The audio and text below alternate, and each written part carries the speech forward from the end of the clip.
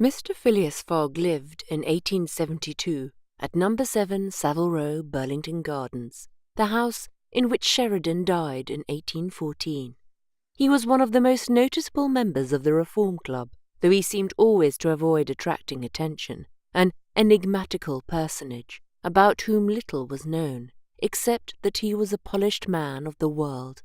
People said he resembled Byron, at least that his head was Byronic, but he was a bearded, tranquil Byron who might live on 1,000 years without growing old. Certainly an Englishman, it was more doubtful whether Phileas Fogg was a Londoner. He was never seen on 'Change, nor at the bank, nor in the counting rooms of the city. No ships ever came into London docks of which he was the owner. He had no public employment.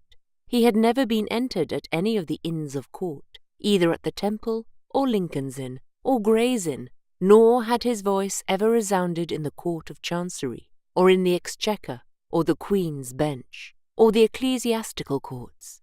He certainly was not a manufacturer, nor was he a merchant or a gentleman farmer. His name was strange to the scientific and learned societies, and he never was known to take part in the sage deliberations of the Royal Institution, or the London Institution, the Artisans' Association, or the Institution of Arts and Sciences. He belonged, in fact, to none of the numerous societies which swarm in the English capital, from the Harmonic to that of the entomologists, founded mainly for the purpose of abolishing pernicious insects. Phileas Fogg was a member of the Reform, and that was all. The way in which he got admission to this exclusive club was simple enough.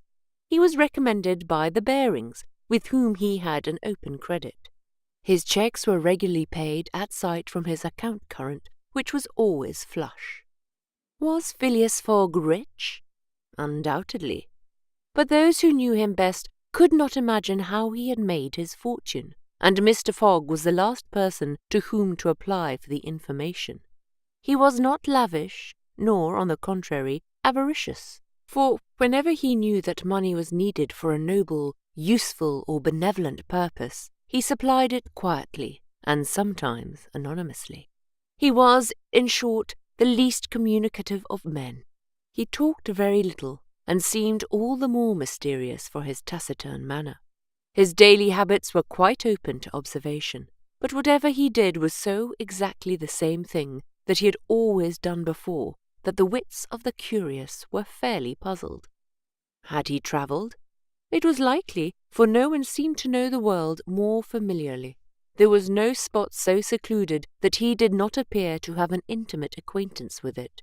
He often corrected, with a few clear words, the 1,000 conjectures advanced by members of the club as to lost and unheard-of travellers, pointing out the true probabilities, and seeming as if gifted with a sort of second sight, so often did events justify his predictions. He must have travelled everywhere, at least in the spirit. It was at least certain that Phileas Fogg had not absented himself from London for many years. Those who were honoured by a better acquaintance with him than the rest declared that nobody could pretend to have ever seen him anywhere else. His sole pastimes were reading the papers and playing whist. He often won at this game, which, as a silent one, harmonized with his nature, but his winnings never went into his purse, being reserved as a fund for his charities. Mr. Fogg played, not to win, but for the sake of playing. The game was, in his eyes, a contest, a struggle with a difficulty, yet a motionless, unwearying struggle, congenial to his tastes.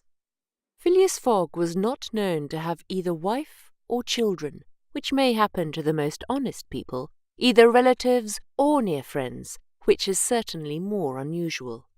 He lived alone in his house in Savile Row, whither none penetrated. A single domestic sufficed to serve him. He breakfasted and dined at the club, at hours mathematically fixed, in the same room, at the same table, never taking his meals with other members, much less bringing a guest with him, and went home at exactly midnight, only to retire at once to bed. He never used the cosy chambers which the Reform provides for its favoured members. He passed 10 hours out of the 24 in Savile Row, either in sleeping or making his toilette.